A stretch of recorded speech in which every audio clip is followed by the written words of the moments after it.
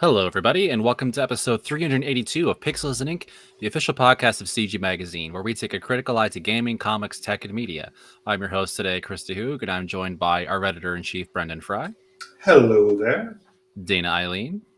Hello, hello. And the return of Jordan Biordi. I'm back, baby. How's everybody doing today? Questionable at best. Tired. But has coffee. And Coffee Mildly will annoyed. travel. He's over here with like water. I'm pointing because he's there, but he's there. Yes. Hydration, Crushed it. overrated. I'll take caffeination over hydration any day. Just watching him pour my walls now. This week we got a lot of Nintendo news yesterday. We did. We love it a Nintendo Direct around here, and this was a big one as usual. So let's kind of kick things off and go down the list, shall we? So the big opener was Fire Emblem Warriors 3 Hopes, which is coming out in How June. did I not remember Fire Emblem earlier? We just like We were just talking about it. We were just embarrassing. there it is. We got another Fire Emblem Warriors game, another Nintendo Musou game. Yeah. I haven't finished 3 Houses yet after all this time, but I don't really know if this is necessary. It's not. Yeah, it doesn't seem Like Yeah. it's about as necessary as Hyrule Warriors, Age of Calamity was. Like, okay. Edge of Calamity. I was going to defend the original Hyrule. no, Hyrule Warriors is like perfect, and Yeah. even like the original Fire Emblem Warriors was like genuinely really good. But it's just like, yeah, this to me, like when I saw this, it definitely kind of felt like a scraping of the bottom of the barrel. It's just, it's like another Warriors game, which, don't get me wrong, I love Warriors, but it's like it's just based solely in 3 houses. Like, it's kind of just like diluting the things that made like those original games very interesting and cool. Yeah, I mean, I don't really know how this fits into the story or anything like that. Again, I haven't finished 3 Houses, but yeah, it just doesn't seem necessary. Well, I might check it out, but yeah. Because it based on what it was showing, it doesn't even look like it's like at least you can kind of argue that Age of Calamity was kind of like, okay, it's a prequel to Breath of the Wild. This just looks like it's like the same game but a Warriors game instead of like Fire Emblem. It's like, yeah, we missed the chance to put these characters into Fire the Warriors, so let's give them their own. Yeah, I don't know.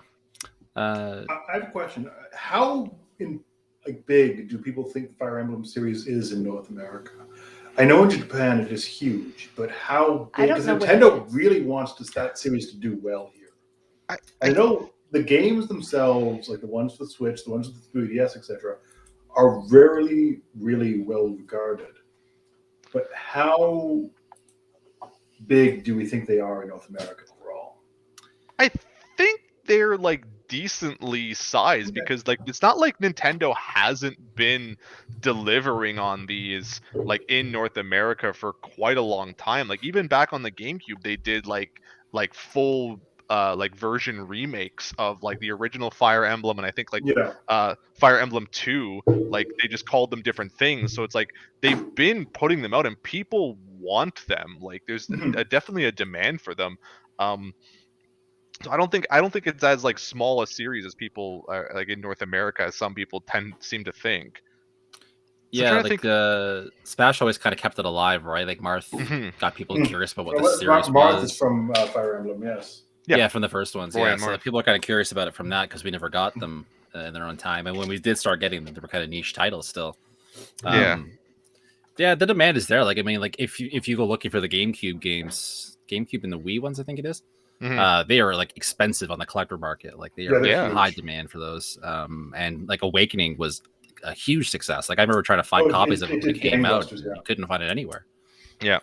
Now the demand for Fire Emblem Warriors, I don't know how great that is, but or kind of how great the demand is for more 3 Houses content, because I feel like it hit really well for a lot of people. But I mean, I for one was kind of like to it, as much as I loved the 2 on 3DS.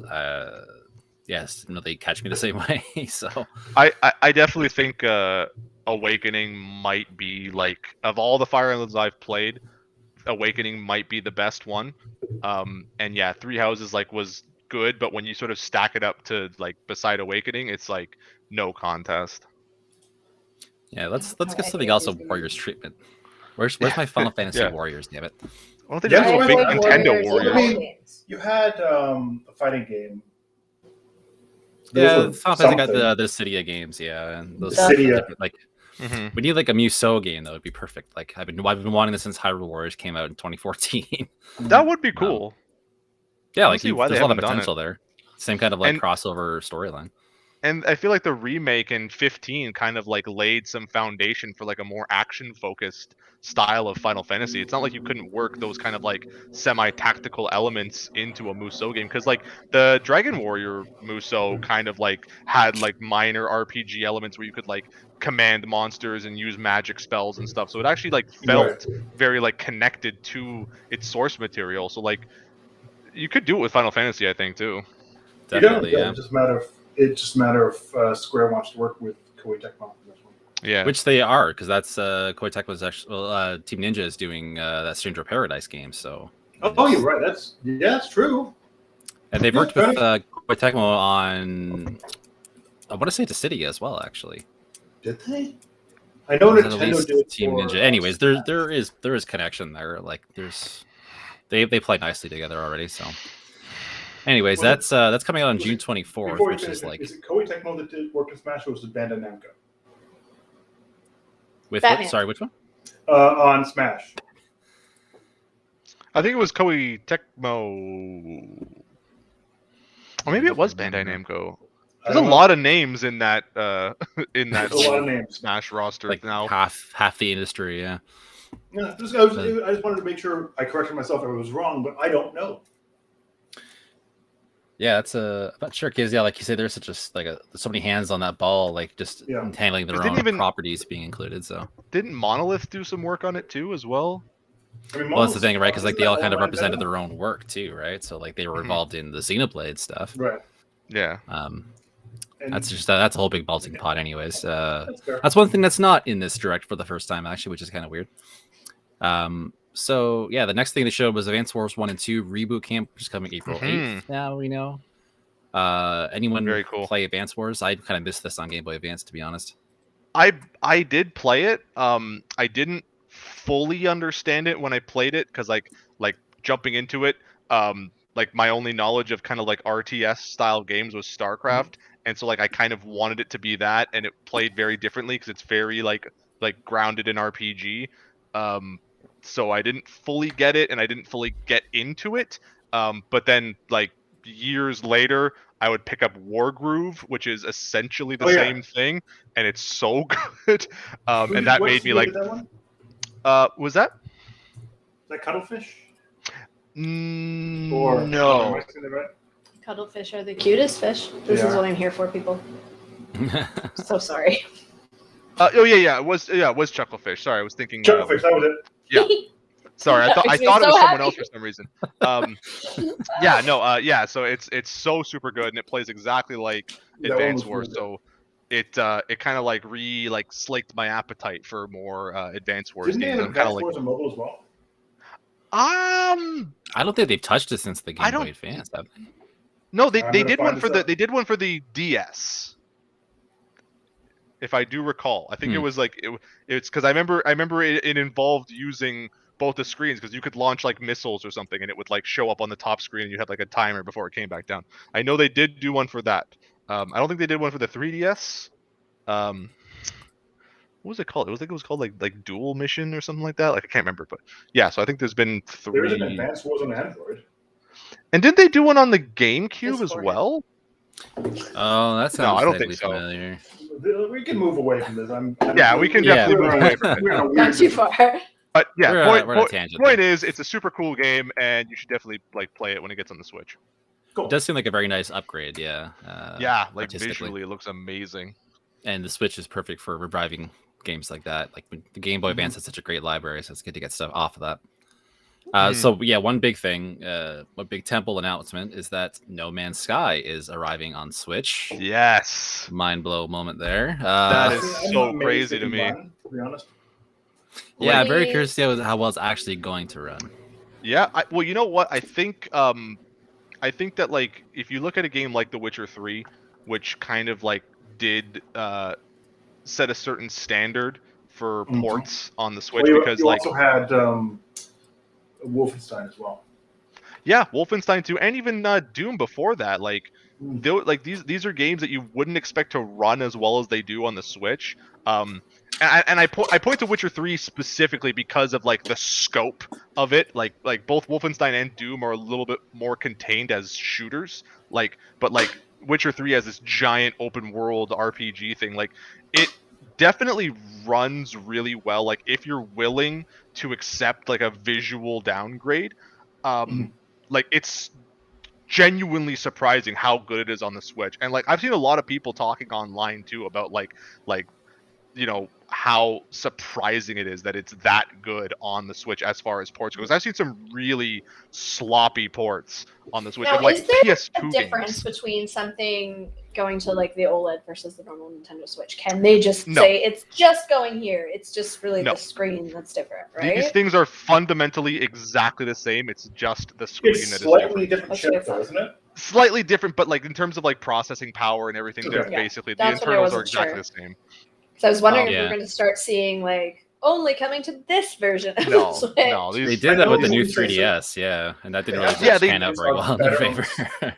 They have But I certain think- things are they have certain things are better on the OLED just because of how they're optimized. Well, better, Yeah. yeah, but that's looking. That's not necessarily. yeah, visually, right? Like this, just the color palette and everything. But the thing, to Chris's point, the new 3DS and the old 3DS, I think there actually was like a different like processing unit in the 3DS, so it was actually like substantially different from the originals. Yeah, like there were games that could not run on 3DS. Yeah. Like Hyrule Yeah. Warriors port actually couldn't do it. But that as was nigh unplayable on regular, but worked on 3DS. So as far as I'm aware, from like all the breakdowns I've seen, like this is exactly the same as the other ones. So it's not like it would be a exclusive thing. But so yeah, like I'm really excited to see and curious because like if it's just a visual downgrade, like if it whatever it outputs to 720 and that's going to be it, but like it still runs smoothly enough, and the fact that it doesn't seem to be a cloud-based game either. Like I was gonna say, do we have confirmation on that at this point? I feel like if it was like maybe we could be wrong and they could come out later and announce that it's like it will be a cloud-based game, but like it feels like for all the other stuff that has been cloud-based, they've kind of said right away that it's a cloud-based thing. Like when they announced Kingdom Hearts, they didn't kind of say like Kingdom Hearts is coming to the Switch, and then like months later they're like, oh, it's a cloud version. Like they said it right Well, away. Gotcha. that one was a little Here. sneakier, I think. Let's be clear here.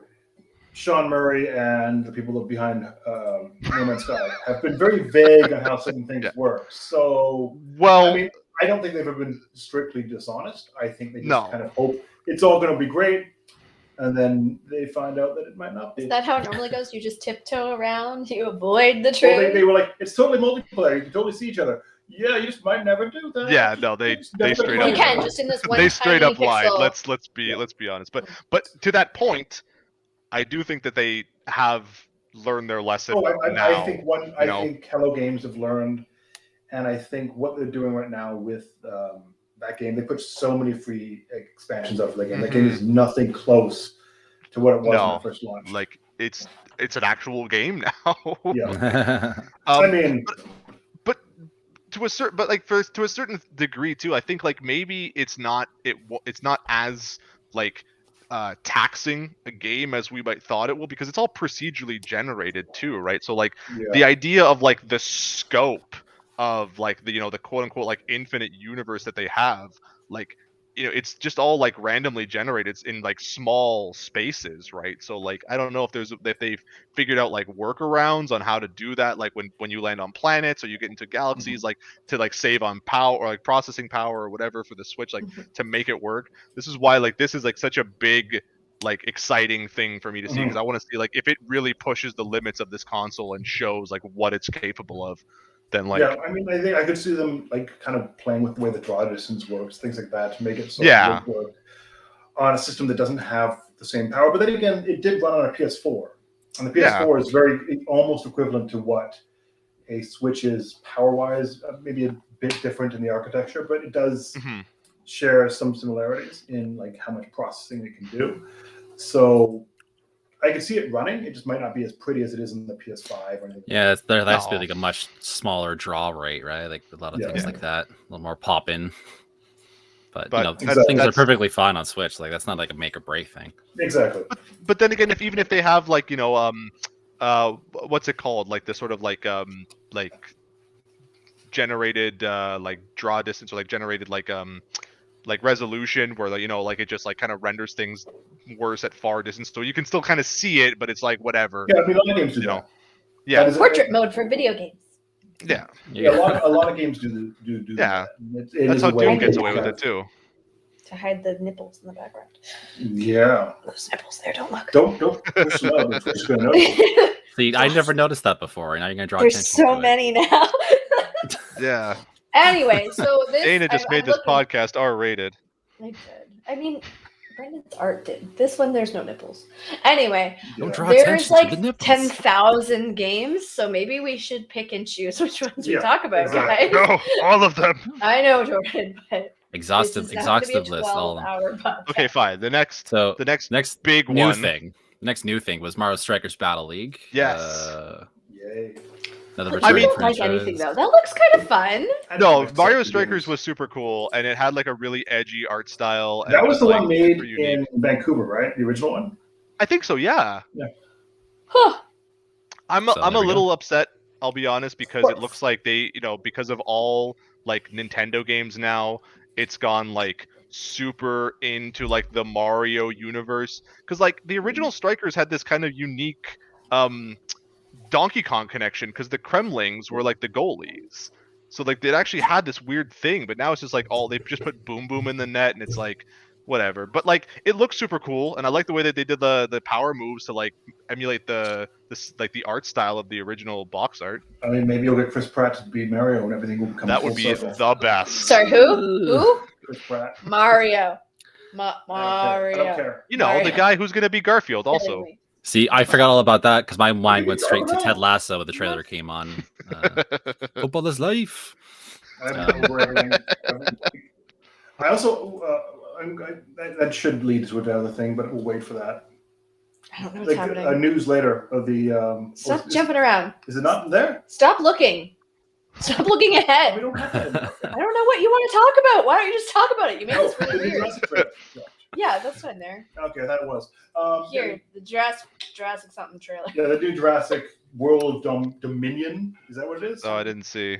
I don't know. Anyway. I want to say Yeah, domination. Dominion. I That's- ignored it. okay. Oh, And that's I domination. just kept seeing Chris Pratt. I'm like, I don't like you now. But you did like dinosaurs in the snow. I did like Dinosaurs in the Snow, So. but then it was like Chris Pratt's like, all things are God's creatures, and I'm like, go away. Okay, No, that's not the line you put in the trailer from Let's him. not go there. No. Yeah. let's not go there. That's not the All line right. you want to use. And then he wishes his Splatoon's wife happy Splatoon's birthday, a and thing. everyone freaks out. Splatoon's a a thing. Someone runs back. I have a friend who's played like 1,000 hours into that. Who'll be very happy to hear that. It's Cool. a lot Still of no fun. date though. Yeah. Just this summer.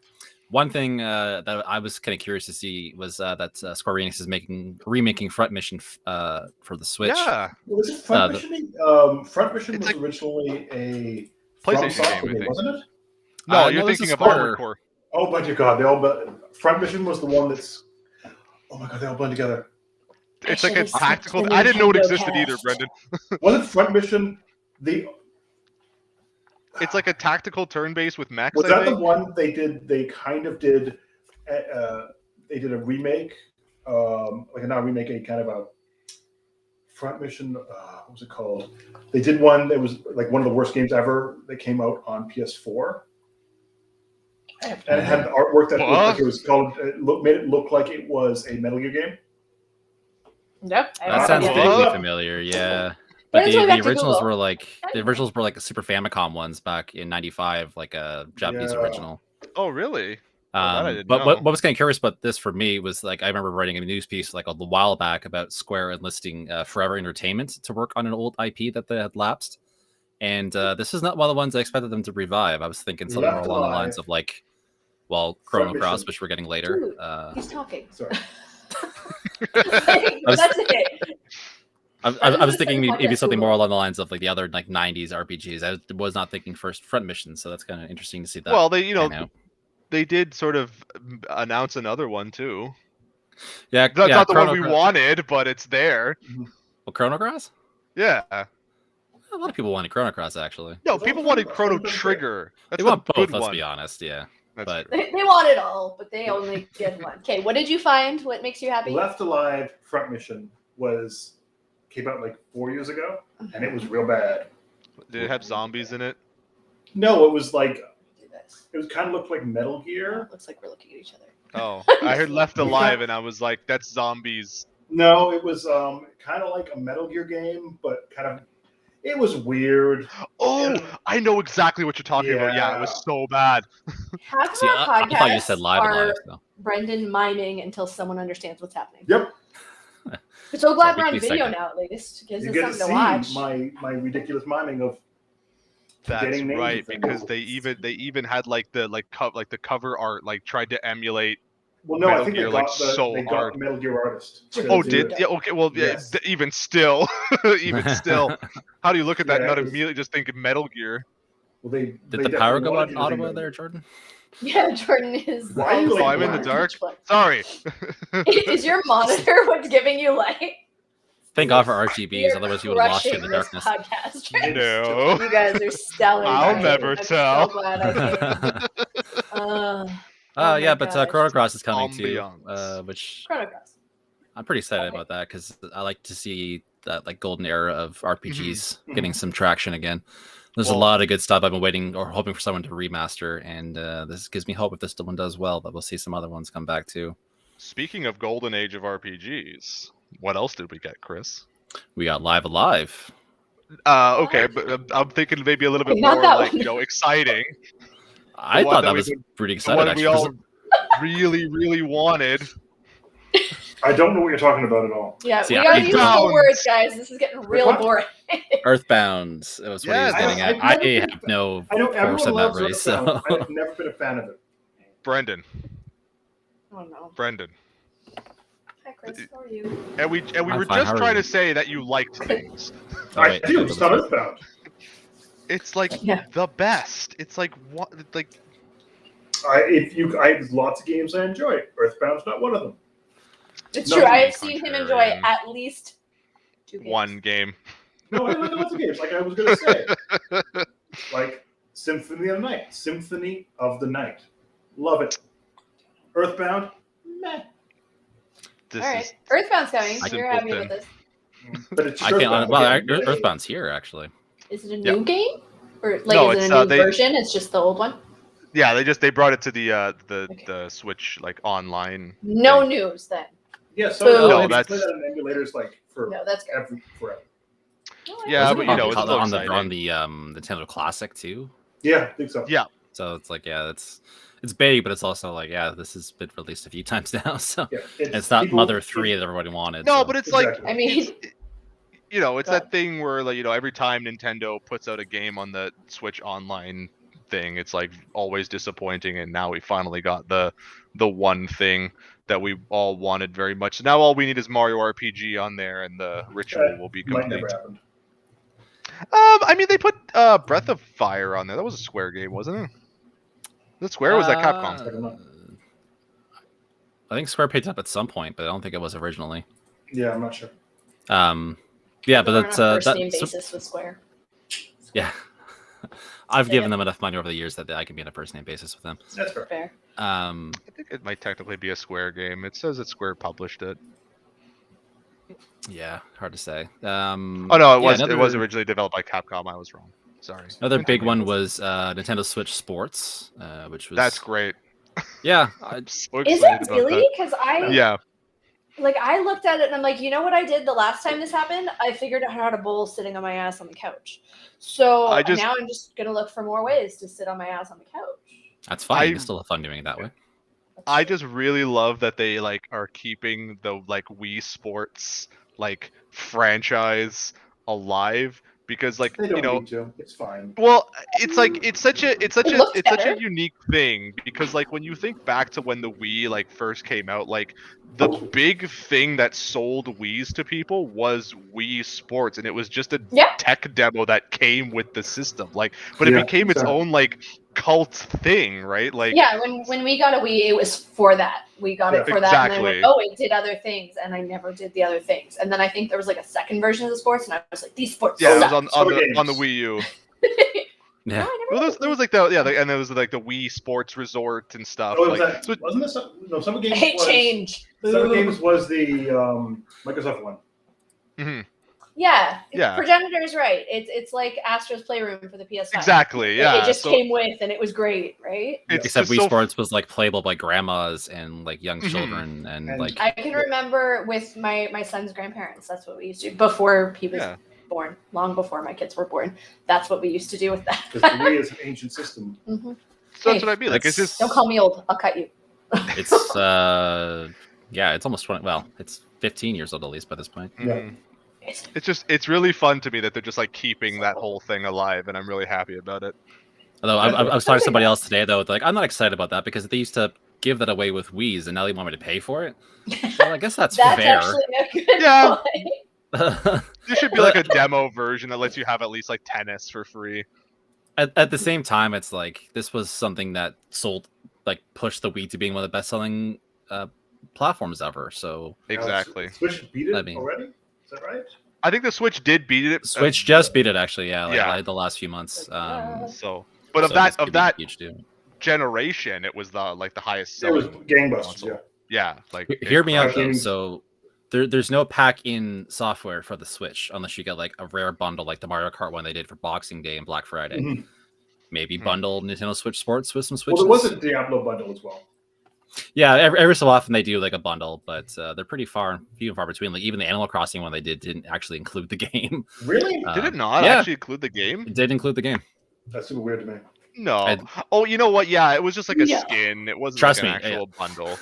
I have seen the boxes in the last few weeks. They do not include the game. I forgot about that because that was just a paint job that wasn't actually like a. It's a nice paint job, but it is just a. Paint job. No, it's beautiful. So Nintendo, there you go, free idea. Package Nintendo Switch Sports with Switch systems, and enjoy your money. And then I never thought I'd be underwhelmed by news about Metroid, but there's a Metroid update that came out yesterday, which added some new modes, but it's not going to do anything for me. I don't care for one-hit KO modes. No, and especially like with how like tough that game kind of is, like, and it's not even like it's kind of like the way it's designed that you're like supposed to take hits and take damage. Like one hit, you're gonna literally last like 2 minutes in that game and give up. Like it's stupid. Yeah, I got really excited when I saw that there was an update for it, and I was like, "Oh shit, this is gonna be like new like levels, maybe like some like challenge modes." No, it's just a dumb artificial intelligence. Yeah, but it's just like artificial difficulty. It's not like it's even like a real challenge. It's like, oh, can you not get hit once in a game that's like 2-dimensional and designed so you're gonna get hit a lot? Like. That being said, they also did add a rookie mode, conversely, which is kind of a nice addition for some people who are having trouble with the difficulty in it. Mm-hmm. As well as we're getting a boss mode in April, which is more. The boss rush mode is kind of cool. I'm curious how it's going to work with different upgrades because considering you fight different bosses with different things, so they'll probably just give it to you, like as part of as part of the fight. You just have it unlocked. But then again, how would that work? Because like essentially, like the way Metroid is designed is that you sort of like get the power up, and then they give you a space to use it to like get comfortable with it, and then they throw you at a boss to like actually like once you've figured out how to use it. It might be something that unlocks after you've beaten the game or something. I don't know maybe that or not. So two other big things that came at the end of the show. The first was Mario Kart 8 DLC. This was kind of a big thing it's going to be about $33 Canadian. I checked the eShop. But you're going to get 48 total courses, which doubles the amount of courses in the game. Okay, now I saw a lot of people like mad, like we're not going to get another game until 2026 at this rate. Yeah, but you're getting you have to wait. 48 courses. Is that not a new game? Like, what are we? For $34. Are we looking for better graphics with Mario Kart? I don't think so. So what are we looking for in a new game? Oh, we're using names now. Let's go. If I've learned anything in my time on the internet, is that the internet is angry. There's generally like no pleasing Nintendo fans specifically. Like I referenced the discourse around Animal Crossing a lot because it's just, you can't give Nintendo fans anything without and have them be like happy. So it's just like they got all this DLC, which is like fine. Okay, like I'm not happy about paid DLC either, but it's like the value of what you're getting versus the price kind of makes me go like, okay, whatever. Like, even though it's like a genuine like how many good courses amount of normally content, come with a new game? Like I don't play Mario Kart. There's usually eight cups, 4 courses each. So you can do the math on that. Okay.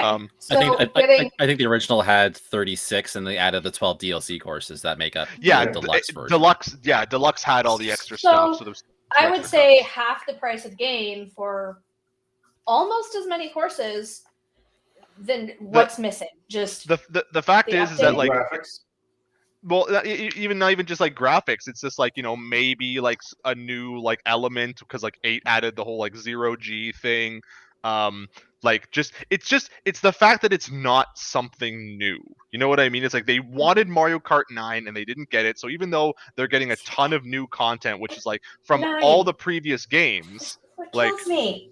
I want number 9. That's not new then. You're just playing the same freaking game. It's just got a new number at the end.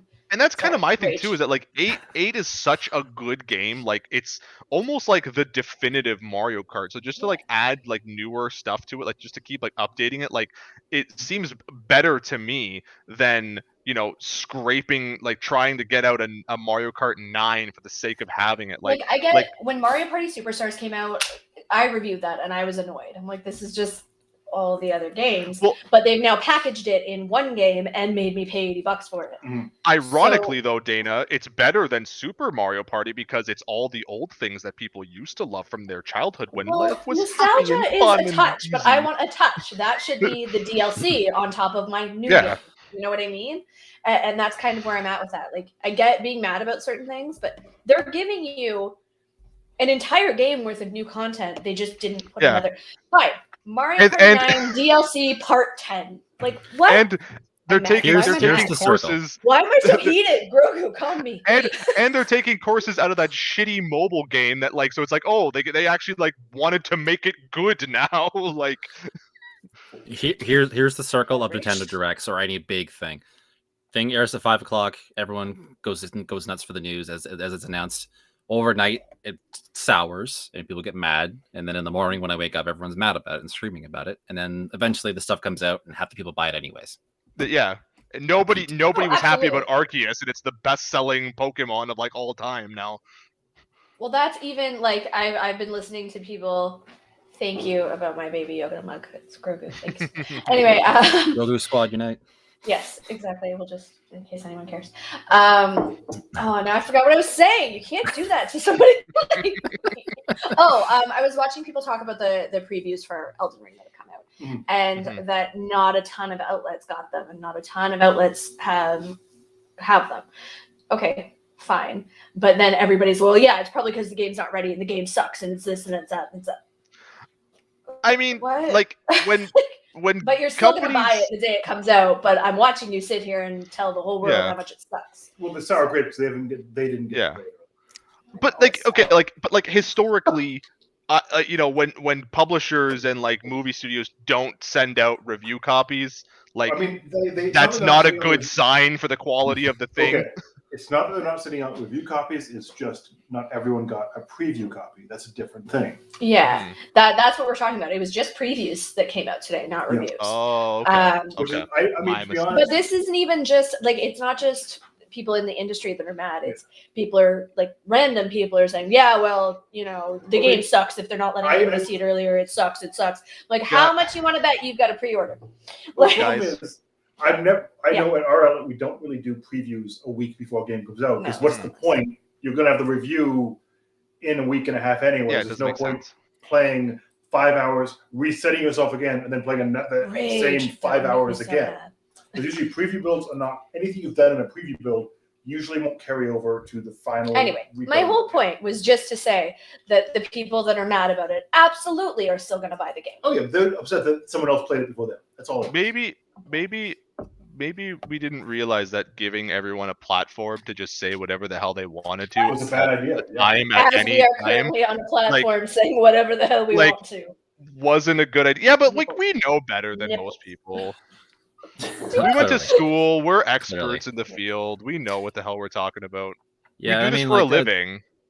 I saw this happening also today with Chocobo GP, the Final Fantasy kart racing game that's coming out. Like they announced there's going to be a season pass, and one of the characters on it is Cloud, one of the biggest characters of the series. Yeah.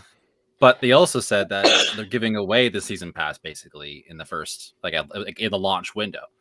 But just the fact that there is a season pass is like a Boolean pass fail, right? Like historically speaking, most people when a new game comes out, they'll play a lot of it at the start. If they like it, they'll maybe dust it off every now and then. But like a lot of times, like you fall off it, you move on to something else. Something else comes out. You can come back and finish it later on. So realistically, most people who are going to be playing this kart racing game will finish the story mode within that first season and move on to other pastures. But just by merit of this having a failing this Boolean season pass fail thing, they're just going to be turned off of the game altogether, no matter how good it is. Like Boolean? I did. Okay. Boolean. I went programming on it. This is Turing we're in. Yeah. Okay. Can you just say it again for us, Chris? Say it again. Close up. Boolean. Yeah. Thank you. Thank you. And, well, to that point, Chris, awful when I have control, isn't it? It's on the spot. So good.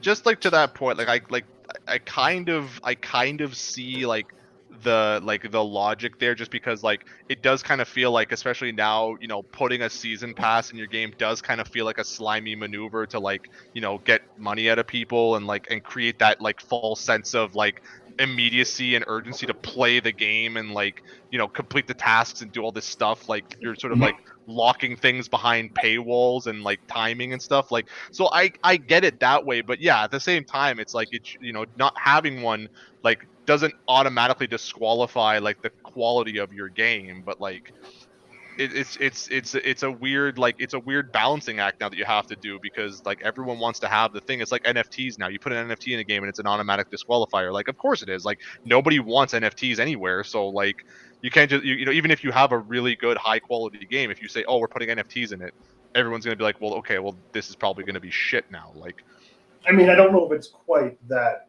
black or white. No, it's an extreme comparison. It's more of, if you're putting NFTs in it, you're thinking the game itself is going to be a cash grab. So it's more the mentality behind NFTs that makes anything that they're involved in make it seem worse. And I think to a certain degree, battle passes feel the same, or season passes feel the same way. At one point, and then people just kind of accepted them. Why am I totally okay with like the Fortnite season pass? I have no problem with that. Because the game's free. But yeah, the game is free. I guess I'm like that with ESO too. There's a subscription, ESO Plus. I literally will not play that game without it. Yeah. I think it definitely like to Brendan's point, like it says something about like the industry itself, because like this was the whole thing that happened even before battle passes with like microtransactions, where like kind of like at first people were kind of like not super happy with it, but then like we all just sort of learned to live with it and it just became accepted, even though like it seemed weird, because we came from a point in time with video games where like certain things like cosmetic items and stuff and like even like cheat codes were just part of the game, and then publishers found a way to take that out and charge you extra money for it. I am less cynical now on like having like Fortnite makes its money via having those battle passes, having those skins, whatever. That's fine. Doesn't change the gameplay. That's totally fine. No. And like you said, it's free, so it kind of like there's a certain justification there.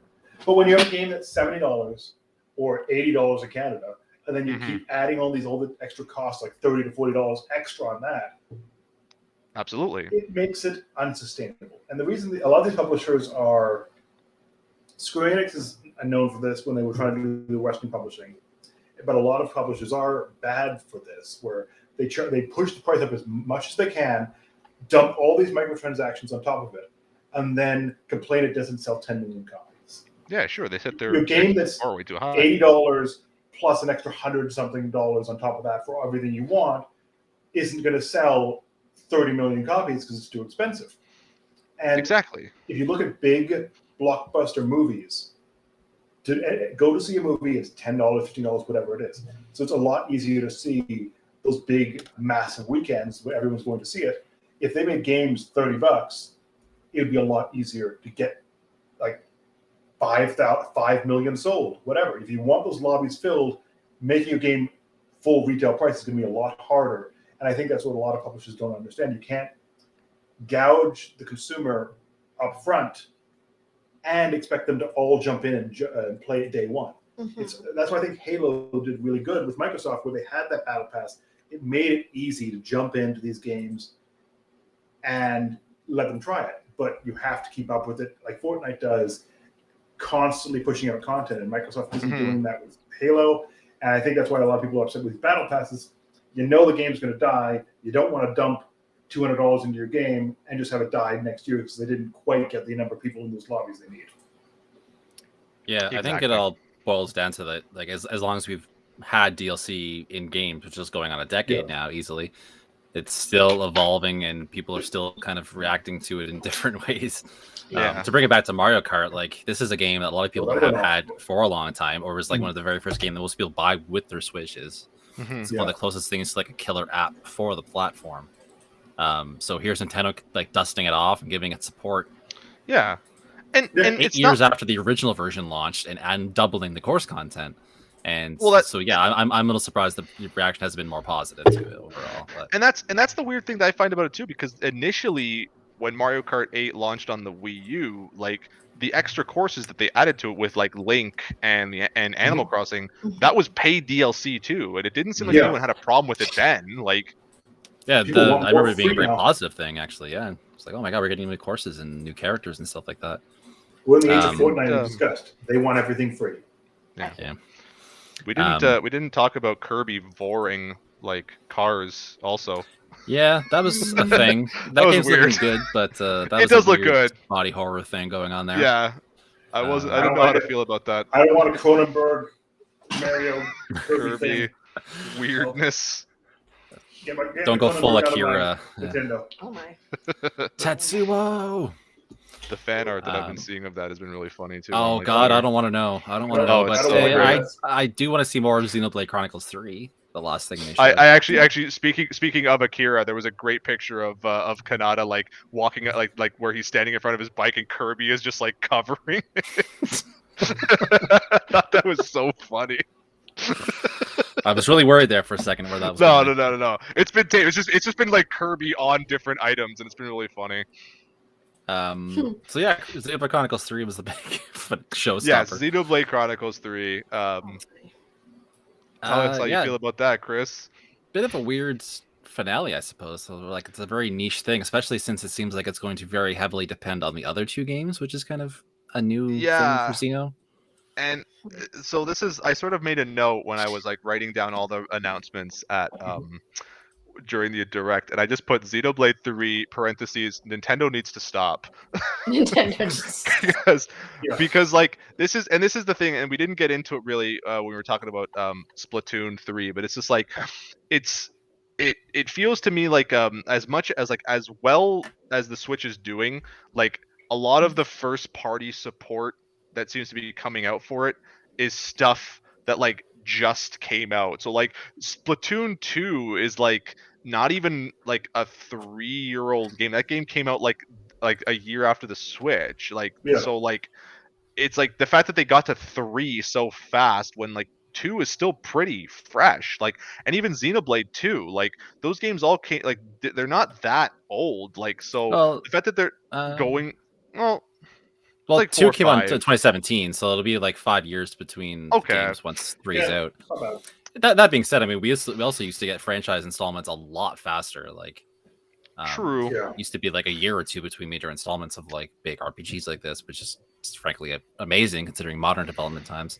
I mean, to be honest, I feel that some of these games were rushed out. Like, there's a lot of RPGs that's what it feels like to me too. I mean, I'm a fan of companies taking the time, not crunching, but I'm also not a fan of massive RPGs coming out every single year when you like, or Assassin's Creed. That game's like 50 hours. I don't need one every year. I want to slowly simmer those games. That'll give you. I don't need the same game going out every year. I like to spread it out. Like Skyrim and Elden Ring, they're completely different. And luckily, they eventually learned that lesson with Assassin's Creed because I was killing it. I just don't like games where I have to go up. You don't like verticality? I don't. I hate it. I will not play the Tomb Raider games. I won't play Assassin's Creed games. What about Dying Light? I'm gonna go with probably not. That one has zombies, so I'll break things. What about Breath of the Wild though? It's got going up at some time. Okay, I'll give you that. I did play that, and I got very frustrated every time. What about Spider-Man? There's some definite going up on that one. Guys, we just got our first sub, Miscast Joe. Nice. Thank you. Yay. Yes, we are affiliates now, so you can do that. That's a thing that can happen. We're having some ad problems that we're trying to work out. This is our first Too many ads? In the first 7 minutes, I had 4 ads that had to play in a row. Oh dear God! So adjust that. I think I may have, but we'll see. Sorry tonight. Put up with our it. apologies for that. Then or we're use new to your this Amazon affiliate. Prime free sub because I'm gonna sell us, and then you won't see ads. I said it. I'm sorry. Do you get 1 free sub a month? So how does it work? Yeah, 1 free sub month with the basic tier. I think. Yeah. So you just does that mean you have to get rid of the original sub if you get a new one, or you just mean you every single month you get a new sub? Renew your sub. So like you can do it. You can sub to this channel this month and like sub to a different channel next month and move it around. So yeah. Oh, we got another sub. Hey, thank you, Andy. Hey Wilson, thank you. Anywho, so that's all I'm saying. It just seems like this is the kind of stuff that feels like it's like one after the other on the Switch. Like whereas there are some like underserved franchises that maybe could be like, you know, finding new life on the Switch. Like I don't want to be one of those guys who's like bring F-Zero and all these things I used to love to the Switch, but it's like at the same time it's kind of like maybe, you know, maybe we don't need Splatoon 4 next year. Like maybe you could make a new Star Fox or like a new F-Zero or like, you know. I don't think they need Star Fox. I feel that series has run its course. No, that Star Fox is still great. Like I don't know why you wouldn't like just shooting things in space. Like yeah, the Wii version was kind of shit and they leaned way too hard on trying to remake 64 badly. I just don't. I just never found that series found its footing. And I still don't really found it. Because I mean, I still really like I mean, like at least the remake of 64 was like one of my favorite games on the 3DS, and Assault had good ideas, but like not the maybe most perfectly executed. Command is like an amazing game on the Switch or on the DS. Standard Star Fox game. Star Fox game. It's something new. Like the standard, I'm gonna fly through space and shoot things, then spin around and shoot things more, and then spin around. Yeah, well, that's what I mean. Like to get back to maybe one to get back to its roots, but it also does kind of feel like Star Fox is one of those weird franchises that maybe like committing too hard to its roots isn't like the best thing to do, because some of the better games are like the ones that like actually got away from it, right? Like Star Fox Adventures, I think is a totally underrated game. I think Adventures is interesting. I think Command is some interesting things.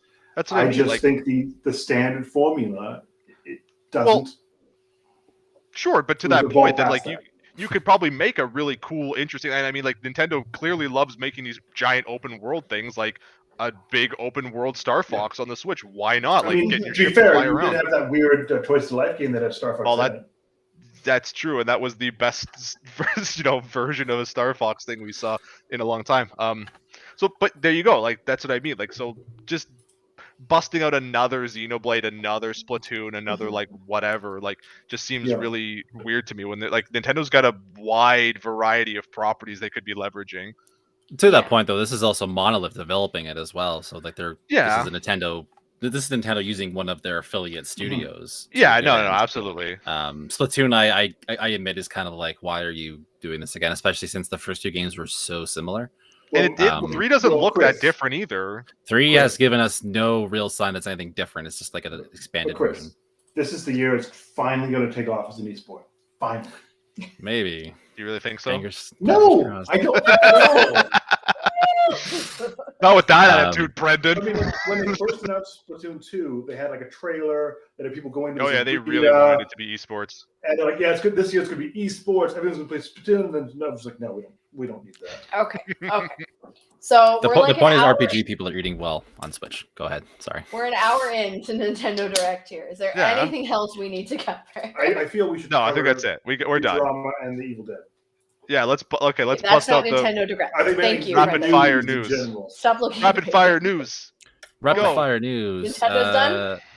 Rapid What should fire. we cover? Sony let me down. Sony broke my heart and didn't tell me more about Stray today. That did happen. I'm sad. I didn't thought watch that the was indie out. thing. I'll be honest. No, it's supposed to come out this year, but there's no date for it. It's the one where you're a cat with a backpack, right? Yeah, In set in the Cyberpunk Steam world. pack. That's the Steam Why pack. don't I know more about Cat with a Backpack. backpack? Yeah, it was one of the things they showed up when they first showed up the PS5 originally, and it's needs to come out because I need that cat in my life. I need games to justify my PS5 purchase. No, I mean- mine's justified wholly, but I definitely need that cat in my life. That's all. That's all there is to it. And I am slain. I have several cats you could put in backpacks. One is like a brick and will take you down. Yeah, it's That sounds really fantastic. adorable. That's a good way to go. Yeah, the cat was really adorable. No, No. PlayStation Indies today was it was okay. it's fine. It was fine. Stuff I with should updates not still. have been on this cast. Like this You've was lost not that one. Nintendo. That's all and what needs to be indies. said. That's what I'm here That's for. all that needed to be Yeah. said there, anyways. So yeah, moving on to the next big point I want to discuss. Futurama is coming back. I feel like I've said that before, but it's happening We've again. definitely said that before because it came Like, back I've on said that before. Comedy Central? No, Hulu. Comedy Central No, revived where it it did first. come back the Oh, first okay. time. I think they did first. someone else must have revived it again. Did Netflix revive it the second time? So it was revived the first time on Comedy Central, and they did some movies with that. Yeah. And then they canceled it again with an actual ending, sort of. Yeah, that was a good ending, Actual and they probably ending, should have sort left it. Well, it kind of just like, Well- yeah, everything's happy now. It's Is it cool. going to be like canon Yeah. then? Are we just starting off from the happy ending? Well, or okay, did, so, like- the apocalypse hit? No, the way that they ended it in like the final season was that like Fry and Leela get stuck in like a time loop, like a time freeze, and the professor like finds his way back to them, because they basically lived like an entire life together, right? And he basically says like, I can take you guys back to the initial point where like the time freeze started, but you'll like lose all your memories from what happened. And they're kind of like, the commit. It's sort of the same way that the Devil's Hands or Idle Playthings ended, where like it was sort of like this like optimistic nod at like Fry and Leela being like romantically involved together. Like even though they'll lose their memories, they'll still like want to do it together. That my problem with the the revival is sort of the same problem I had the last time it got revived, is that like, well, number one, John DiMaggio isn't coming back apparently to play Bender, so that's already like a big negative in its favor in towards it. I don't Is know that that totally it's officially set? been said that he hasn't, because he posted a tweet that was kind of vague. It was like, I don't know. Well, from what I read, it seemed to be like he wasn't happy with the deal that he was offered based on like He how wasn't like offered enough money. Yes, yeah, pretty much. So like and I just don't want to see them because like the first 3 or 4 seasons of Futurama like were so good, and then like the next like 5 to 7 I think it was like they tried really hard that like every other episode had to be like Jurassic Park or Luck of the Friarish, so like everyone had to have like a moment, like for whatever reason Bender and Hermes had to have like a moment together, like I feel that they just certain shows have run their course, and that's fine. Like you don't need the shows to last 30 seasons. No, because it doesn't solve those 30 seasons. And much like Matt Groening, how do you say it? Matt Groening. Matt Groening. Okay, wow, wasn't close. The Disenchantment show that he's doing. It's only on its 4th season, and it seems like they're kind of coming to an ending there. I really hope so, because I haven't watched it and I really loved Disenchantment. But like exactly to that point, Brendan, like the reason I think Futurama, the early seasons held up as well as they did is because they kind of like feel very concise in what they are. Whereas like you look at The Simpsons now and it's very, very hit or miss, like leaning way more towards the miss because it's just been on for way too long. Well, they don't have a goal towards. Like if a show has like, we'll have this arc, we're going to do this. It isn't just kind of like, what do we make fun of this week? Like South Park does. Exactly. If nothing happens that week, you're like, I guess we're just doing something random. I don't know. No, exactly that. And that's another problem that the other like the newer Futurama season had too, was that like it tried to like, it kind of did that Animaniacs thing where like it was trying to like reference pop culture like way too far late. So like there was an episode with Susan Boyle, where not the actual Susan Boyle, but Leela had a Boyle named Susan that could sing really well, and it's kind of like Susan Boyle was in the news like 5-6 years ago. Like, who cares about her anymore? And I think the first few episodes, the first 2 seasons of Futurama didn't feel locked in time. Like, you can watch that now, and it doesn't feel like, oh, they're just looking at the news and finding jokes. They were timeless jokes that kind of 100%. They worked with some things around culture, but it was like culture from 10 years ago because it didn't matter. It's the future, it's all old in the universe. When as soon as there was a touch of that like Y2K sensibility in it, but that was otherwise entirely timeless. When you have a show that's like ripped from the headlines and then it goes through the animation process, you're like, oh, that was ripped from the headlines 6 months ago. It's already old. It doesn't work. And same with The Simpsons. You don't have, it isn't as timeless because it isn't trying to build stories based around characters. It's trying to build stories based on the culture it's in. And when you do that, you lose a lot of the heart as soon as you go a year off from that, or you are 2 years off from that. It has to be watched that exact weekend or it's lost. No, absolutely. And I think that's what the last few seasons of Futurama did. They were really trying to like, oh, we're going to be edgy like Family Guy. I don't want another Family Guy. Family Guy was good for like 3 seasons, and it was good for 3 seasons. Okay, we all know how I feel about cartoons, anime, all that jazz. I liked Futurama. Futurama's amazing. Like, it's still so good. But I've never been somebody to sit down and be like, I need to watch an episode every week. I need to binge watch this. It was just back then. It was you just watch TV and whatever was on. So I've seen a billion episodes of Friends, a billion episodes of The Simpsons, a billion episodes of whatever. So it's never been like a ritual for me. Yeah, that used to be in like a TV blog with like undergrads and like Clone High or something. Clone High. No, undergrads is garbage and it does not hold up at all. Chris, when I watched it in university, where is the Clone High revival? It's coming. It is coming. They've been saying that for like 10 solid years. But they're no longer working on Marvel movies, so. Yeah. Chris, you're great. Just so you know. Yeah, I know. So anyway, Futurama. I hope it's good because not to say that the last like seasons didn't have like some good episodes and some like good jokes in them. It just like it felt like it was trying too hard. So fingers crossed. There were some hits like that whole the iPhone episode. Yeah, like it's like from the revivals and like there was some good stuff in the revivals, but I just didn't think people were clamoring that hard for this to come back again. But I'm not mad that it did. So I don't know. Is that bad? Yeah. I think indifferent is good. Yeah. I think it's a net neutral. If John DiMaggio comes back, it'll be interesting. But see, now I didn't have like why kids when Futurama was on. What was it rated? It was TV. It was TV like, 14. Yeah.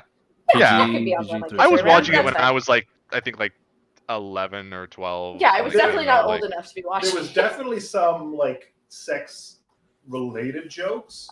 Yeah. But it was also just kind of like we're doing it is the thing they said. It was mostly tame. Like it was mostly pretty tame. Like even the whole like one Death by step further than Snoo the thing. Simpsons. Like like that episode is pretty tame. Like a lot of the humor just like is stuff that happens off screen and it's all like very implied. There are some episodes that do push the line a bit.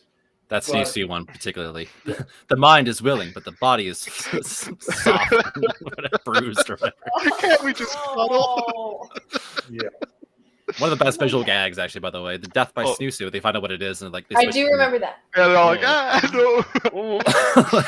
No, the best is when Bender slides his hand out of the binding to like show off that he doesn't have genitals. Yeah, I'm a robot. So he just like gets out of it like super easily. See, fond memories. None of us were like super excited about it, but we're all like. No, but we're talking about the old seasons that were still like really good. But maybe they'll be great again. I'm totally fine with it. Make Futurama great again. I'm happy to see those people get work too because it's a fantastic cast. I don't want to hear that.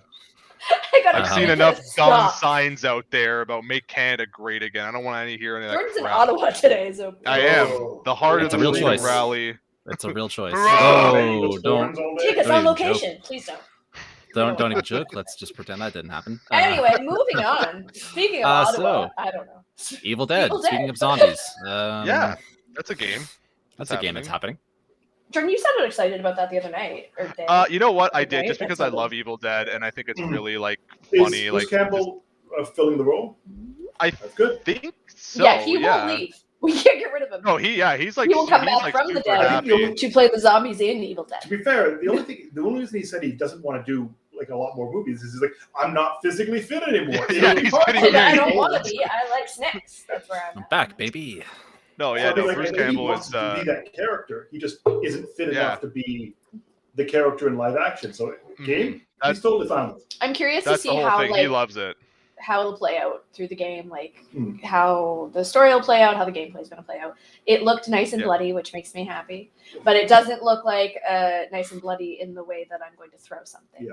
So that's promising it's for me. It's from what I've seen too. It's based mostly in the first Evil Dead. It's not like the Yeah. whole Army of Darkness thing, which is a lot more like tongue in cheek about everything. But I do find it interesting, just to touch on Bruce Campbell and this character that he's created. Just watching all the documentaries about how the first one was made, anytime that any of those like first two movies, like he was getting hurt or whatever, he did all his own stunts because he wanted to kind of make this thing look as good as possible, and he wanted to make the character kind of his own. And it's something that I feel that very few actors and very few directors let happen, where they kind of say, okay, go out there, hurt yourself if you want to. I don't make it happen. And now it's such a industry that it's hard to really get away with that. Like it was such a cottage, like we're just kind of making this. If it works, cool. If not, that movie, my girlfriend Krista and I, who's not watching but should be, we every sleepover in high school we watched Evil Dead. And then we finally like moved on to Army of Darkness and stuff, and we used to make fun of it. And I can remember being like all snuggled up on a bed we made on the Army floor. of Darkness is a farce, though. Yeah, and we were joking around, and I said groovy at some point, and he said it right after for the first time, and like we screamed, and like that right there solidified my childhood. No, I think though, and if the fact they are kind of going back on those first movies is just such a nostalgia for so many people, because it is the entry point for like horror in a way, but it's gruesome, but because it's all practical, it holds up really well even today. Isn't it technically classified like kind of like as a horror comedy, like I mean, okay, the first one is straight up horror. Okay. The second one is kind of horror comedy, and the third one is just comedy. Well, it's technically still horror comedy or fantasy comedy. It's kind of Lord of Ringsy in that one, and it's weird. But like the first one is straight up horror. They made a horror movie. And just because Bruce Campbell is so fun, because the storyline is so bonkers. God, I haven't seen that movie. Yeah, people kind of like classify it as a horror comedy. Let's go back to and it's like if you watch it now, it's a horror movie, but there's still some sweet special effects and whatnot. Yeah. So that's like any horror movie from like the was it the late 70s that it's early 80s. It was early 80s, yeah. It's as old as you. Is that Sam Raimi? It was interesting because it was Sam Raimi, Okay, yeah. That's one of his first movies, then, right? Of all the characters that made it kind of work as a horror comedy, but also as a horror movie, because Bruce Campbell did do all those weird stunts. He did kind of have that slapstick mentality to him, even when it was a straight up horror movie. He still brought those kind of classic slapstick moments. Yeah. Even in a serious movie, and it was kind of an interesting way he brought that character to life. Well, I think that's just like the way like all sort of like whole horror movies from the 80s kind of like by today's standards they all seem like horror comedies now. Yeah. Like go back and watch the first like Nightmare or Nightmare's different. Friday the 13th is like it's how can you take that thing seriously? I mean, I'm probably going to pass on this game myself, but I am very much respecting the collector's edition they're putting up for this. Like, I don't see them like this very often anymore. You got like a hardcover art book, collectible box, deluxe edition of the game, in-game content, including a gallant knight outfit, which looks pretty badass. I mean, kind of tongue-in-cheek humor. The soundtrack on vinyl, and it's only $124. I want that vinyl soundtrack. Let's be clear here. That being said, it is a 5,000 piece worldwide release. Yeah, so maybe I won't get it. Well, maybe they'll send me the vinyl. I don't know. Probably not. We can hope. But yeah, like games don't do this kind of like high quality collector edition thing anymore. I mean, I think the Resident Evil ones have done some things. They had some good statues and stuff like that. Didn't you get a weird floating ball, Chris, or was that a press thing? That was in the press kit. What about the Dying Light press kit, like a collector's edition? That was pretty nice. Was that a collector's edition? That was a collector's edition. Press kit. Yeah. Yeah. Okay. I know. I know the TikTok. new Yacht Club game. Mina the what's it called? The digger? No, Mina the tunneler. I don't know. Miner. Batman. No, it's like it's right there on the tip of my tongue. Anyways. Yeah, it's a lot of it's like Kickstarter like stretch goals are kind of like sort of the same thing. It's like the game, like an art book, a collector's like a limited edition like collector's pin, like name in the credits, stuff like that. But like it actually like feels like a really complete collector's edition, just like if you are willing to like back the Kickstarter to a certain amount of money. Makes sense. And there's another edition as well, the Ultimate Collector's Edition, which includes the Necronomicon. So there's that. This is the kind of thing like limited run games is doing a great job with this stuff, but it's nice to see this actually being the official thing too. All right. There is something I want to mention. I'm sorry. I'm gonna go ahead. Oh. So it's just coming up on Twitter, and I just got a message about it earlier. PlayStation Canada has begun to send out free movie vouchers for Uncharted through PlayStation. That's kind of cool, actually. Yeah, my partner just got one, and it's showing up on Twitter right now. So if So you're what's the with deal? PlayStation in Canada, check it out. Thank you for your purchase or upgrade to Uncharted Legacy of Thieves collection. So you have to have the Legacy of That Thieves. makes sense. If you have that, it looks like you got a free ticket to the movie. Oh. Cool. There you go. Cool. Which comes out soon. Yeah, that's gonna be exciting. That does soon. Everybody's disappearing. Yeah, What's doing, I'm still here. So- Don't worry. I'm just a ghost. So in other words, it's time for our Ghost. Clone High fan cast. Yes. What's your favorite Yes. episode? Oh my god, I don't even remember it that well. Oh no, The raisin episode. Nice fork. Raisin, or was it Raisin yeah. the Steaks? The flappy face. See, I'm really Oh my bad. We know God. my memory sucks like this, guys. But the one where they made a spork with a knife. Oh my God, the Nork. Yeah. Poor Abe's face. Oh, yeah, just keeps yeah. getting Yeah, that's a mangled whole up. Mutilating him. flappy. That's Same like the friend in Christmas high school, episode. that was another part of our basic religion. Evil Dead. Clone High. I was gonna say the Makeover. ADD episode.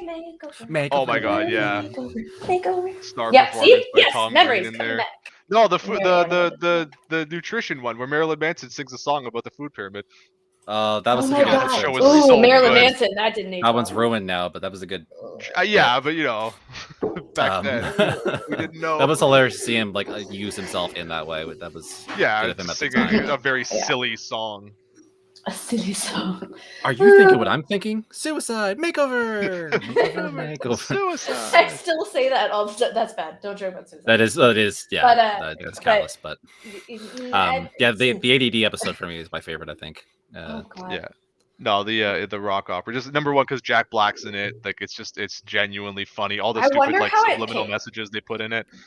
Like I said, it was the same friends. So it was still in high school that I did the whole Clone High thing. So I'm wondering, like, I need to go back. I don't ever rewatch anything, so anything that I used to watch holds when I was up. younger, It does, minus like the quick. Marilyn Manson download Clone cameo. High. Yeah, mine the cameo, but again, like And there's probably a couple other cameos that might not hold up as well, but yeah, it was great because Bill Lawrence like created that show like alongside Lord and Miller, and like so half the cast of Scrubs shows up at some point. yeah, Little Easter eggs. And Anyways, yeah. Jewel showed up one. Will Forte. No, yeah, Mandy Is this Moore. even people back? Mandy Moore, yeah, Mandy Moore. Mandy yeah. Moore's like an angel. Yeah, Yeah, Yeah, that's so right. weird. And that's how I feel. Joan What's brings that the- up too. She's like, "Are you Mandy Moore?" It's like Chris, you Right. might you know look a it. lot like her. There's a kids show with like all the like Frankenstein and Oh, the monster something, Super Monsters. Monster High, no, not Monster High, Sundown. younger, weird. Hotel Transylvania, No, Super Monsters. Super Monsters. Yeah, that's like my baby version. Mona of the Clone High. Vampire. That's what I think of when I think of Clone High when my kids watch that. Well, I just don't see the because like connection, but just like little Frankenstein, and I don't Ruby know, Gloom. for some reason Cleopatra is in with Frankenstein. Just can you just be like, great Wesley. idea, Dana? That was so smart. You're great. Oh, It was yeah, a good Mr. idea. Butler Trot. Mr. Moving Butlertron, on. you've done it again. Oh, yeah. Reviews. Did you see the pool? They flipped the bitch. Oh, I am know, 21, right now. and this episode's going long. Reviews. I have to God. leave. I Yes. want to watch Clone High. That's fair. We have reviews that we've done. I can't talk about what I've been playing the last couple of days because my embargo is not up till tomorrow morning. But tell me how it makes you feel in 3 words. Thumbs up. Mostly a thumbs up. Hooray. That's a good score. Okay. If you like fighting games, check cgmagonline.com tomorrow at 11 a.m. Eastern time for my review. For something. You can probably guess based on that hint. But that was my reviews for this week. Thanks, Chris. Thanks for keeping it short. Get it out of the way. I think I'm the only one that had reviews, and I had all of them this week. All of them. Where should I was start? a long time coming, to be fair. Yeah. Start from your heart. Listen to your heart. Oh God, let's talk about LOL. Last one. No, I'm kidding. Last one, Laughing Canada is coming out soon. Watch that. Oh right, I wanted to see that. It looks hilarious. It's not funny for the ways you think it's funny, but it is funny. Like watching the jokes. Colin Mockery in that? Colin Mockery, Trevor Wilson. I sang in a benefit with him. Oh, that's cute. I did a lot in high school. That's I cannot sing, just so we're clear. But yeah, it's not funny for the reasons you think it is. Like the jokes aren't funny, but just what's happening is It's funny. Like watching them seems like it is the appeal. Watching them just end up like hitting poop jokes by the end. You're like, yep, this is where we're at as a people. See, like my wife and I recently fell in like a YouTube wormhole that for an evening where we just watched videos of like SNL cast members breaking during skits. Oh, that's my favorite. That's why I loved Jimmy Fallon that everybody hated, and then he got his own show and got to laugh at whatever he wanted, and I was happy. Yeah, that was the only thing he was good at doing, wasn't it? Yeah, but I'm a theater kid, and that's what we used to do is be on stage and try to break each other. It was delightful. It's one thing when like the guests do it because they're not like trained comedians who should be like kind of like doing their job up on stage. Like when it's like when you're a comedian and you're laughing in every single skit and you can't keep it together, like it's genuinely annoying. No. Have you never had a moment with like a group of friends where you have inside jokes and things that you just cannot contain yourself on? Not when I'm live on television. That's happened so often. You know, yeah, on a well-regarded TV show every Saturday night. Like I didn't see Will Ferrell doing that every other skit. Like there were sometimes Jimmy Fallon hit it a little much. Yes, I will definitely agree with you. It was a bit much. Like Bill there is Hader definitely cracked a lot something too, that but it was happens more when you're in that group of people fighting those jokes or fighting them out. I don't know what I'm saying. Getting those jokes out time after time, things that one simple word can remind you of something that happened in rehearsal and it happens. Yes, Jimmy Fallon did it too much. Jordan, go act for a few minutes. Be a goddamn professional. So LOL Canada, that's up next week, right? News, Jordan. Well, there was a thing that happened. LOL Canada, out next week. Yeah. LOL, that review is already up on CGM. It's all right. It's good. It's fun, but not for why you think it is. You just can't look away. Then we've got Bel Air. Yeah. Which is not fun, but good. Tell us what you think. No, it's really good. That's just it. I felt like I shouldn't be the person reviewing it. I glow in the damn dark. White as the fallen snow. And the very first episode is Philadelphia. Like it is serious. And you thought you'd go in and be like, haha, he got in a little trouble. But nope, he got in some trouble. And there's some words I can't say. Like the last, you can't go into this thinking you're going to go into what was before. No, and I think that the show itself, like with its trailers and everything, like made that very clear that it wasn't going to be like leaning on humor. It did, but I still think a lot of people are looking at it saying, "Oh, I loved that, so I'm going to check this out." Yeah. And I don't think that's the same audience at all. Now, I did enjoy it, and every once in a while, there's a little hit on nostalgia that's good. But I can promise you that, like, my dad, who loved that show when I was a kid, probably would not be down for this, like, Law and Order version of right? But it is really good, and I only got the first 3 episodes, so I'm actually very interested in seeing the rest of them. So it absolutely hooked me. But yeah, it's not what you think. Carlton is not Carlton. Will is still pretty much Will. Uncle Phil, I'm in love with now, and that's confusing. Yeah. No, actually, that was probably the most important character for me. Was good old Uncle Phil, because he's gone now. He was an icon, and that was an important role on the show. And the actor that replaced him does really well. So I'm excited for it. But yeah, how's that you have to separate them. She's a smoke show. and she's only I'm one person, very not curious. two different ones. So that's I was gonna say I'm very curious because I've actually been like rewatching the series of the last few months. Seeing and, like, where first she of all, flips it's in. really, really corny. But the difference in that character when they switched the actresses was like almost criminal. Nothing against the second actress who did. And I feel like she's more like the second actress. Like she's more that character. Like Hillary is an influencer. Now. That makes sense. That tracks. She's an influencer. Like I like those little touches, but it does get serious. And the last show did get serious as well, but it had comedy with a touch. I was talking to somebody on Twitter about this. It had comedy with a touch of humor. Or nope. Fix that. Yeah. Comedy with a touch of seriousness. And this one is very serious with touches of humor and little touches of nostalgia, which is always nice. But if that's what you're going into it for, is the nostalgia, it might not be what you want. So I think Progenitor, like, he is right. Will Smith did executive produce it, so like he was involved with the project to a certain degree. So like, you know, take from that what you will. He sings the theme song. Yeah. In the new one too. It's heavy, but it's good. Yeah, he does. He very slowly raps it. That's weird. West Philadelphia. But since this is the Dana show, we are going to go to my last one. The big top secret game I've been playing for ages is Lost Ark. Yeah, you were streaming it. Brand new MMO. I was streaming a night ago. I was allowed. It officially comes out tomorrow if you're watching us today, if you're listening. But it is already the, I think, 6th highest or most popular Steam game of all time. Wow. So, and it's not even out. It's a free-to-play game. It had founders packs that you could pre-order, so that is why people are playing now. Isn't there a monthly thing you could buy as well? Probably. Yeah, there is, because you can buy your pet thing. There's like a pet perk thing you can buy, which I don't like because that's kind of a pay-to-win situation. You get certain like, it's not. Okay, it's not pay to win, but if you're ever going to want to be like a mythic style raider from World of Warcraft, I guarantee that high-end guilds are going to require that you pay for this to get those extra stat bonuses. Makes sense. So it is. But if you're just well, if you join those groups, like I if it looks like a duck.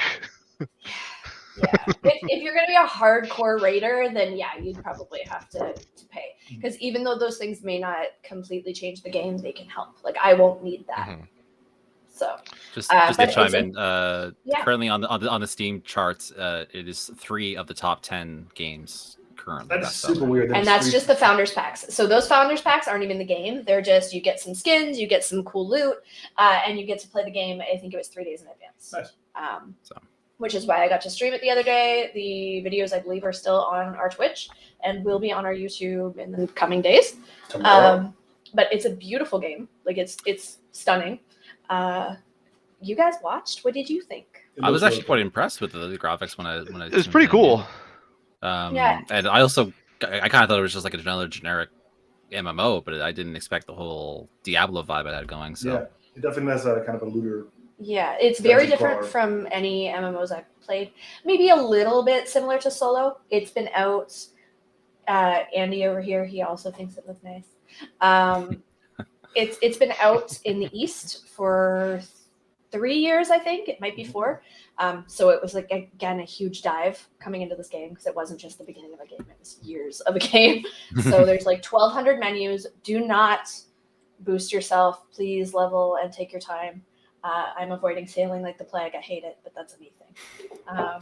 But yeah, it's a gorgeous game. I definitely suggest you check it out, especially if it's free tomorrow. Like, just go do it. It's a lot of fun. I think Brendan's even gonna play. Yeah. So my mom is messaging me saying, "Look at you." She's not in chat, but hi, Mom. There. I just got impressed. And this is it's an Amazon Game Studios. It is, release. yeah. And they made New World, which was also one of the biggest games for. And then dropped off a cliff. It's still up there, though. I think. People might be a little mad at it. It's still kind of broken. But I didn't really. The only thing that I don't love is the voice acting. Voice acting is not awesome. There isn't a lot of it either. I've seen better, but it's an MMO. that tends to happen. So I'm excited to start over because I'm not in a test realm anymore and take my time and not have to be like, I need to level, I need to be better. So I was kind of looking at this, and this bronze founder pack has a kitty in it, so that I might have a the kitty. air. I got a bunny the first time around. I think you get a bunny like as you level, and he was pretty cute. But now I have a little kitty named, I think, Nero. I could be wrong. But I have cotton candy hair as well, which I regret that choice, but we'll fix it. It was later. a mood. It was a mood. Yeah. Teal's my favorite color. It was a choice. Yeah. So those are my thoughts. I'm sure I have more of them because it's a huge game, but I've been talking for a while. So who's up? Either Jordan or me. And then you pick. I'll go. Mine's quick. Okay. I've been reviewing Vox Machina, the new Critical Role show. Nice. It is interesting to see these voice actors. Firstly, not in a video game. That's one thing, but also not in like as themselves, like not as like one of the Twitch channels, one of those other things, but actually still carrying the characters they created in those gameplay sessions into an animated setting. And I think they did, because they're all really well-known voice actors, they bring their all to the roles. But I also feel that if you don't know anything about Critical Role, you are missing some of the jokes, you are missing some of like the humor, and you are missing. I've been watching a bit of it with you, and we know me and anime and things like that, or whatever, animation. Sure. I'm enjoying it, but it dives in hard. Yeah. Like all of a sudden, there's like just crazy nudity and jokes. You're like, why is this happening? I don't know yet. Who are these people? So it's aggressive.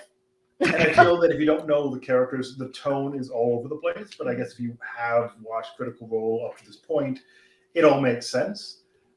But because some characters are so ultra serious and some characters are like ridiculous and some characters are just straight up nonsense, there's kind of a dissonance you might be shocked by if you're not used to those characters or not used to people that do D&D and kind of bring their own characters to the roles. And I'm kind of curious how people that don't know what this is or how it started will take to the show, and if they will jump in and actually kind of get the dissonance, will get the humor, and will be able to feel like they're part of the world as much as people that do know these characters and do live and breathe watching Critical Role every week or whatever it is. So have you followed Critical Role very much up to this point? I've dived in like, oh, they're doing a campaign. I'll watch a bit of that. Okay, I'm done. I'm not going to watch it for another month.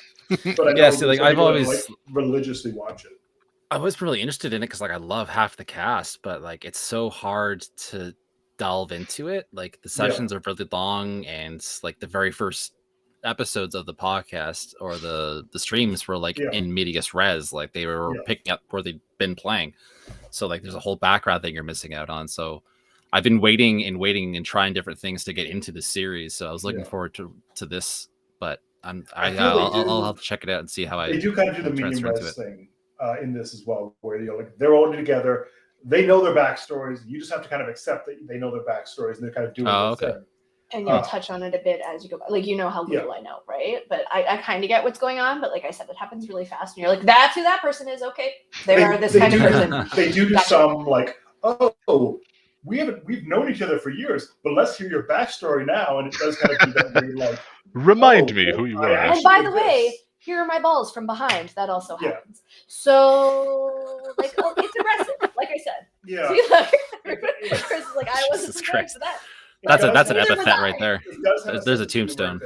It does have a sense of humor that is very all over the place. Like it will be ultra serious one scene, and then a guy is talking about how they had sex with a blue elf, and he's doing the middle finger with his lute hand. Nice. What is a lute hand? Well, he uses his lute to make a hand that does a middle finger, and it's purple. I don't know. There's some things. There's a lot going on. And if you don't understand the fact that this is all the different characters are done they're created by the voice actors, and they do imbue them all with whatever they want. So they do have they're completely dissonant. So some characters are purely serious and they don't. Yeah, that's the thing. So some characters are completely serious and they don't have that levity to them. And then some characters are pure levity, and some characters are a mix of both. And there's no rhyme or reason why it works that way. It just does. You have to kind of accept D&D, baby. Yeah, but if you're coming from if you come from a normal TV show, there's some yes, there'll be the straight man, but it's not like half the characters are straight, half of them are not, and then some of them kind of blend between them, and there usually is one or two straight people. Okay. And then I have to interrupt or my brain is going to forget this. Sure. What about a Chris teaching us all Dungeons and Dragons on stream? Yeah, I mean, I'd be able to do that. Yeah. Chris's eyebrow went up and he immediately regretted it. I felt it. I don't know. I know how to play D&D. D&D. Went to Lane actually. Lane is also a great DM. Who we recorded a session back over a year ago in a different game that didn't quite see the light of day. But I know Miscast Joe has been dying to learn. Yeah, I would be really inappropriate the whole time though. These are things we could make happen. Yeah, but there we go. Yeah, let us know if you want to see more of that content. We do have the Terrible Warriors podcast as part of the CGM network, so they can do that. Yeah, they do. That is what they do. Good. Why don't they come do it? What is this, a crossover episode? Ooh, I'm gonna have to bug Justin Eacock on this one. There you go. We called his name out. This DM has many different writing utensils, but but yeah, no. So yay or nay? Are we watching it? I feel that I've seen up to episode 9. I feel they kind of there's the first part of the show, which is the first 3 episodes, the first 2 episodes have their own contained arc, and then the rest is one long arc that kind of carries it forward. And I feel that they should have eased it in a bit better, had 2 arcs, then the long arc right at the end. Just because it feels so dense, there's so much story, there's so much oh, I guess that character's struggling now. I didn't know that. Oh, that character has a tragic backstory, and that's the thing that they're dealing with. Cool. I feel it went too deep early on. For people that might not know Critical Role, it's a lot. It really is. But had you not told me that, I don't know that I would have known that this was D&D related. Maybe that's just me because I'm super clueless in this department. So I just kind of took it as general fantasy video game. That's where I went with it. So, but like I said, a lot happens and a lot happens fast. But the thing is, you have to know something about the universe to understand the rules. It never really establishes, are dragons a thing in this universe? Apparently they are. What kind? How strong is someone? There's a lot of nods to D&D throughout the show, but it's not overtly D&D because then they'd have to pay rights to Hasbro. So it's always kind of a tangentially. It's in a fantasy universe that's kind of like D&D, but don't ask too much about it. That's fine. There's banks of holding and stuff. It's totally fine. Don't worry about it. I like it. But I feel that it does ask the viewer to know something about the universe, something about D&D, something about how they're playing, or because there's a shorthand going on that you need to understand for the universe to make sense. Because in most fantasy shows, they explain the basics, dragons exist, elves are things. Whatever. This one, it uses shorthand to kind of just say, don't worry about it, just go along for the ride. And if you don't know anything, some of it might go over your head. Some of it might just be why is this happening? I don't understand. If you have that baseline, it makes more sense and the show works better. And I don't know if that's a failing of the show or what. The sense I'm getting is that it might be better to wait for the whole season to be out for some of the uninitiated people. I feel, there's a lot going on, and a lot of the backstory is explained the last 2 episodes. So if you don't know enough about the universe to go in just week by week and seeing 3 episodes, you might not dig in as well as you could. If you wait for it all and kind of binge it, it might be the way to watch it. They're only 28 episodes long, so it's not that bad. Dig it. Yeah. I dig it. Nice. All right. Jordan, what have you been up to? So I watched all of the new Adult Swim show Smiling Friends. It was created by Zach Hadel and Michael Cusack. Michael Cusack, who also created Bushworld, and he was related to John Cusack. No. Is it John? Yeah. Stark Sex, that's the name. Yes. That's a name. That is a name. Thanks. And both of them were like on like semi-active Newgrounds animators. The show is like just hilarious. If you like stuff like like what like Adult Swim is known for, kind of like Aqua Teen Hunger Force or like Squidbillies and like that kind of stuff, it's very irreverent. But it's just like genuinely really well written. And like it feels very much sort of like to the opposite of what Brendan was saying, because like this was a show that was kind of created by people who were around for like the heyday of Newgrounds. And you can see a lot of like loving connection there. Like the second episode, like the primary character. So like the show is about these two this organ, sort of like a charity focused on these two characters, Charlie and Pim, and they their job is to go and make people smile. So it's like you get different characters who have different scenarios, whatever. The second episode, the person they have to make smile is a like shrimp person, literally named Shrimp, who's voiced by David Firth, who is the creator and voice of Salad Fingers. I don't want that. Don't like that at all. And it's also, well, he's not doing the Salad Fingers voice. He's kind of doing his own voice, but like I just don't like the word salad fingers. No one. They also got if anyone knows like kind of cheesy YouTube, they got Chills in there just to do his like who does the horror like lists, just so he could show up and go number 15 like. Like, so it's really funny, but like it's also because I'm a big fan of Chris O'Neill and like Oni Plays the YouTube channel, and like Zach is a big part of the reason I got into that channel in the first place. So like there's a lot of like connection to like jokes they've made on Oni Plays and like jokes they've had sort of like on Newgrounds. So like it doesn't like sort of the opposite of Vox Machina, where like it doesn't feel like the kind of show like if you don't know who the Oni Plays guys are, or if you're not like familiar with like mid 2000s Newgrounds, you're not going to enjoy it, because it really is like genuinely funny, and they do a lot with like good written jokes and really good delivery. Zach has a really unique voice too, so a lot of his delivery is very like dry, and just the way he says things is like really funny. But like there are those little nods like to those things too. Like in one of the really big Oni Plays series is when they were playing Worms, and there's sort of a joke during like because they're playing like Worms Armageddon, and like there's a sort of like a chat room lobby while they're getting set up, and there was a joke there where like Chris is kind of saying like, oh, Smiling Friends is really funny, you're Zach Hadel, like you're really cool. And Zach responds by saying, "Oh, that's the thanks, man. We're gonna put a worm in episode 2," and they literally did that. Like there are worms in episode 2 just to complete that joke. So like it's just like worms from the game, or they're just no, it's worms? It's just a bowl of worms. Like they just, because he said he would put a worm in episode 2, they put worms in episode 2. Like so it just like they did funny little stuff like that. And yeah, like a lot of people, like even like from Newgrounds, like if you know anything about the like Newgrounds animation, like Joshua Tomar was kind of like the voice of Newgrounds. He was just showing up in everything, and he's a really good voice actor.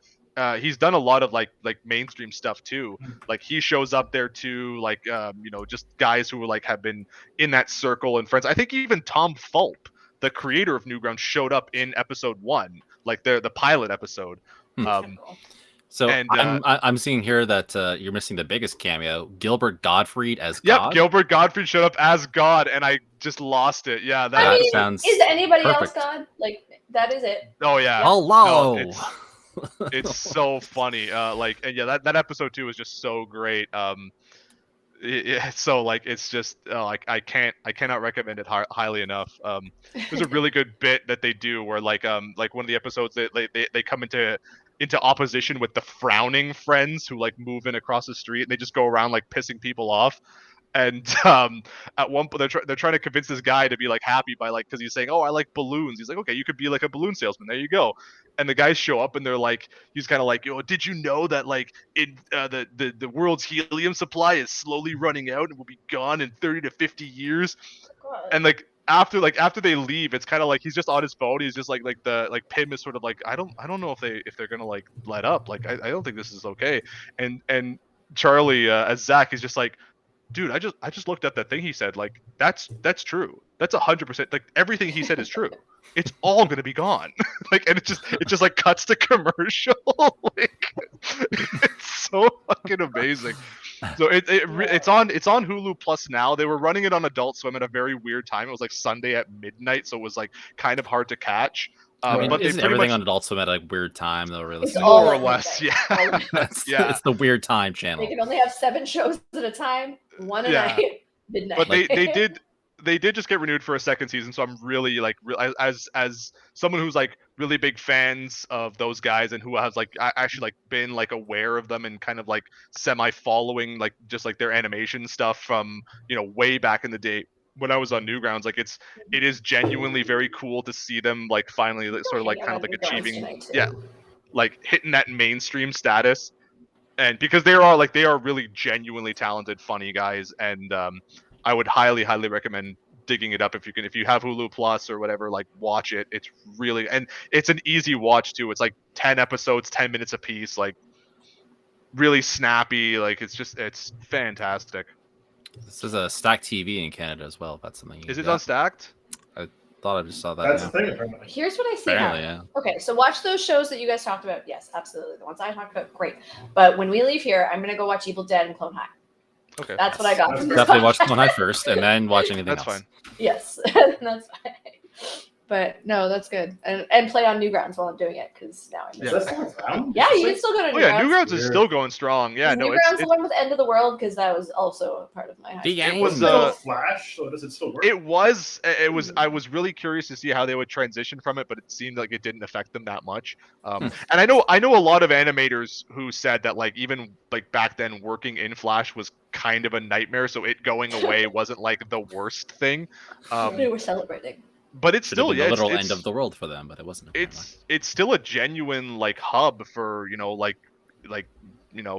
upcoming artists and animators to post their stuff and get recognition. And it was cool to go on Newgrounds at the time and see like all these people posting like fan art of Smiling Friends because they knew that connection and like how much love it was getting on that side too. So it was really nice. So there's been a lot of nostalgia talk in this episode. So that kind of brings us to the last thing that we have on the docket in our What You Playing. A bunch of us have been playing Fortnite. Well, Dana, in theory, maybe haven't actually been getting on, but no, I did. I didn't put anything in my thing. That's I played Lost Ark for all of you, but yes, I have gotten back into Fortnite. My foundation quests are done. My first page is done. I got all of them I think done. my second page is done too. Oh really? Yeah, some of those were really niche. I was such a group up too. And just plan. Because I got the thing where you have to kill Gunner, and like I was in the area, some guy had like already started fighting him. He got him to like half health, and I killed him, and then just sniped his kill of Gunner. So when are we dragging Brendan into Fortnite? You played on his with me one last day time. on Earth, apparently. It's gonna send him after that. That'll be it. Just been plowing through I got my Spider-Mans. I'm on my last page of the Battle Pass. Just gonna finish those quests and unlock. See, but this is the time. Like I'm over level 100 now. I'm just Andy wants to play too. Like I'm over level 100. I'm just. Let's grinding. jump in. We can do close encounters. It's a lot of fun. It's all shotgun mode. And the storm gets really low. I have too. those quests. I never play. Any other modes. I jumped into it just to see what it was. I didn't know right away what it was, so I just kind of like popped into it, and it's pretty fun. It's just all shotguns. I love the heavy shotgun now. How it's super like long range. That thing is the beast. I haven't seen. I guess the machine pistol, if I'm not mistaken. It's okay. It's like the SMG. I'm a pistol girl though. Like if there are pistols involved, I do love down. That's my jam. I miss the dualies. So. That was fun. That was my go-to weapon. I just liked to be able to shoot people and be like dualies every time. Let's go John Wick once in a while. Yeah, absolutely. So everyone's playing Fortnite, even Brendan. Brendan, secretly, he doesn't want to admit it because he feels dirty. Then okay, he's playing Fortnite. You did play. Well, you watched play of something that's coming soon. Drama. Yeah. And Chris, you're still playing Pokemon. Still going. Yeah, very slowly. How is that? Picking away at that. I quite like I can't it believe actually. you don't and have that. Me? Yeah, right. Yeah. Well, I mean, if you paid attention to anything I said ever, Dana, you would know that I thought that based on everything I saw about it, it looked really boring. And then I saw. Yeah, but I figured you were one of those guys we were talking about No. earlier that bitched and complained and then bought it anyway. No, I'm a man of my word. When I bitch and complain about something, I stick to it. I might get it if it goes on sale. Like if I see it drop down in price, maybe. You were the one that said you loved No Man's Sky until like a week after. They're like, no, I hate No Man's Sky. Stupid. I never, ever said that. That is false. You are misconstruing. I wrote a friggin' article about how I loved it even when it first came out. Then I always wrong, and you're like, I guess it doesn't have that stuff. I always liked it. Because I always thought it was a really chill game to just like get high and fly around the universe to. Put on some Pink Floyd and just enjoy it. High on life, folks. Yeah, high on life, not drugs. So seeing all the relatively positive vibes though, like online about it, hasn't changed your mind at all about Arceus? You know what? It's piqued my interest a little bit, but I think I still might wait on it. Like I just picked up Shin Megami 2, so I got to get into that. Maybe Chris can do another CGM play with it so that we can check it out. Yeah, a little further in. Yeah. I think like based on some of the stuff I have seen of it, like people sharing stuff online, like it looks a bit better than I thought it was going to be. But once you get over the graphics, a lot of people that hung up on the graphics. I don't even care about the graphics. That's weird to me. Like as soon as something's on Nintendo, I'm like, yep, it's gonna be a cartoon. I genuinely didn't care. I initially like what they showed, just like gameplay wise, I thought it looked really boring, and I was kind of like, I don't know if I'm going to enjoy this. But it seems like people are saying no, it actually is genuinely a lot of fun. The way they streamlined a lot of the elements of like catching and leveling up and all that stuff, like makes the game a lot more fluid and action focused. And I'm like, it seems more interesting to me now. But I think I still might wait on it. The Breath of the Wild comparisons have been pretty accurate. Even down to like some elements of the UI, like going into the menu to check your bag, also is where you can go like tab over to save your game and to access the mystery gifts and all that stuff. So there is like some similar UI elements, plus doing battles and catching it in the worlds. I don't know why, but doing battles sounds weird to me. Doing battles. Doing a battle. Enacting battles. Don't do a battle. Have a fight. I want to do some battles, guys. Yeah. Battling for battling is probably what you'd say. Battling for supremacy. I'm gonna say that. I'm gonna go start a fight, guys. I want to do battles. I mean, I think I'm more interested. Do battles, I think you'd say. I think I'm more interested in it now since I saw someone share online that Darkrai is in it, and he's like my favorite Pokemon of all time. So Darkrai is I think you have to have sword data or something. One of the other games unlocks it by having data on your Switch. But that's really not Pearl or Diamond. That's weird. I forget the breakdown, but Shaman is another one that you get through that method. And but it's a post game thing though, so like you can only access it after you've beaten the quote unquote story.